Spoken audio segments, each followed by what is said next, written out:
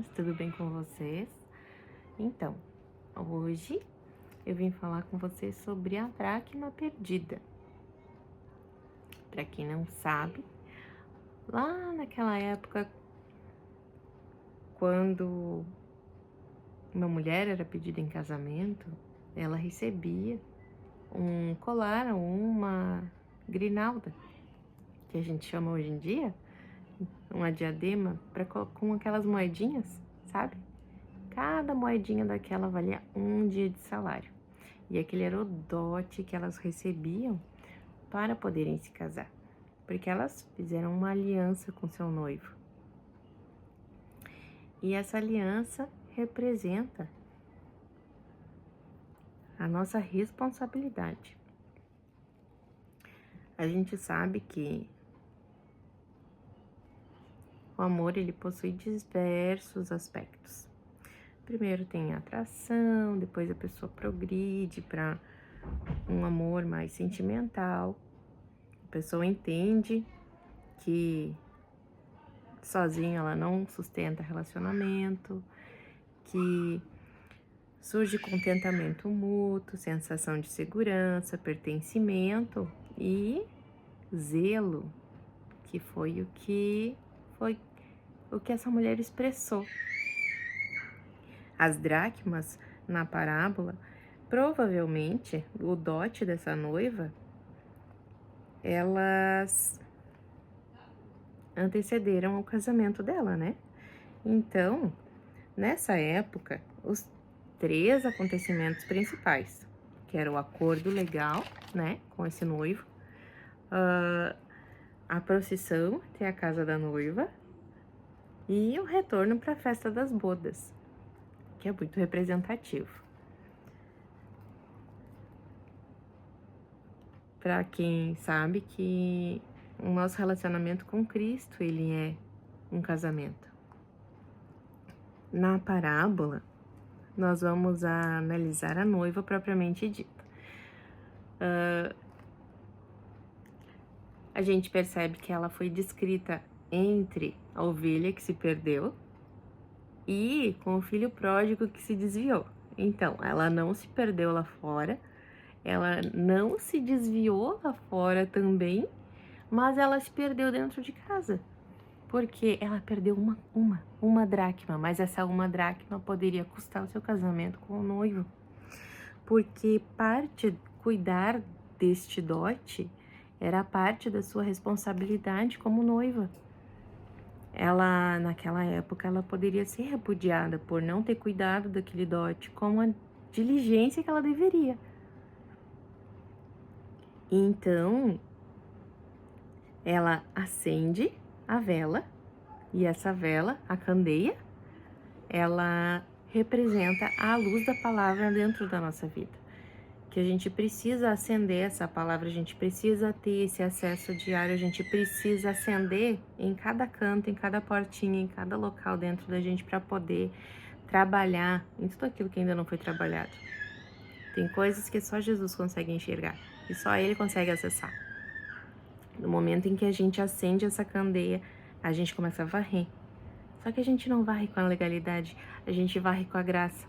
A graça, ela traz essa luz, e ela também pode ser representada como uma água que não vai deixar toda a poeira levantar.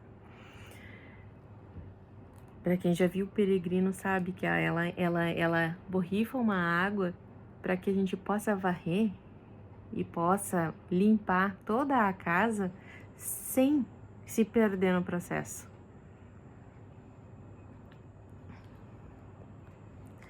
Então, depois que ela varreu, ela limpou toda a casa, a gente fica se perguntando quantas vezes a gente não perde alguma coisa dentro de casa e não sabe onde é que tá a chave, o celular. E um dia aconteceu aqui em casa que a gente perdeu uma coisa, eu disse imediatamente, me lembrei dessa parábola, eu disse pra minha mãe, vamos varrer a casa, vamos limpar a casa, que a gente acha? E justamente assim, quantas coisas a gente perde por falta de organização, num sentido de que a gente deixa acumulando aquelas notas de mercado, a gente deixa acumulando pequenas coisas em gavetas, entulhadas, pilha, essas coisas pequenas, mas que são as raposinhas da nossa casa, que da nossa vida espiritual também são as pequenas raposinhas que a gente precisa eliminar do nosso local.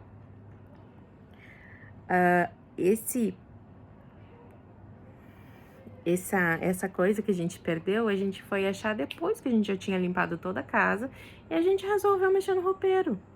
Não, vamos organizar o roupeiro, vamos dar uma olhada nas nossas roupas, porque a gente de tempos em tempos dá uma organizada para tirar alguma coisa que a gente não usa mais para doação, ver o que a gente ainda tá usando, o que não tá usando, sobe roupa de inverno, baixa roupa de verão. Isso que todo mundo faz, ou pelo menos deveria fazer, né? A gente achou esse objeto num bolso de um casaco.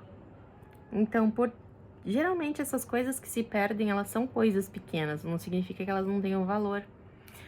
Nesse quesito, eu já vou pular aqui para quando a gente deixa alguma coisa pequena, mas muito valiosa se perder, que é um dom que não está sendo utilizado, um talento que você tem que está enterrado, ou um fruto que você não está produzindo, um fruto de paciência, um fruto de perdão. Isso são coisas que elas são pequenas, porque elas são do nosso dia a dia, porém elas são valiosíssimas, porque são elas que vão contabilizar nos seus talentos, nos seus dons e nas suas minas lá quando for ser contado o seu galardão. E não só pensando na sua recompensa posterior, porque os nossos frutos são para Deus. Nossos frutos não são para nós mesmos. E o perdido foi achado. E quando ela encontrou, ela foi se alegrar com as suas amigas. Isso significa que ela não era uma mulher sozinha. A gente sabe que as noivas, elas tinham as virgens que acompanhavam elas, que nem a parábola das 10 virgens. Elas acompanhavam, elas iam fazer a procissão até a casa da noiva, no dia do casamento. Então, nesse quesito, ela foi se alegrar. E a Bíblia é clara, ela diz: alegrem-se com que se alegram. Chorar com os que choram? Sim, chora com os que choram, mas se alegrem com os que se alegram. Fique feliz porque outra pessoa conseguiu alguma coisa. E tá tudo bem se você não conseguiu ainda, porque cada pessoa tem o seu tempo. E arrependimento, uma coisa muito importante que vocês têm que saber.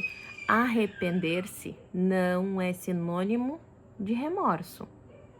Às vezes a pessoa pode se arrepender e ficar triste.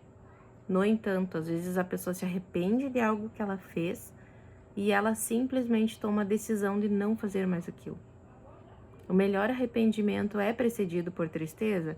Com certeza, porque quem produz essa tristeza é o Espírito Santo.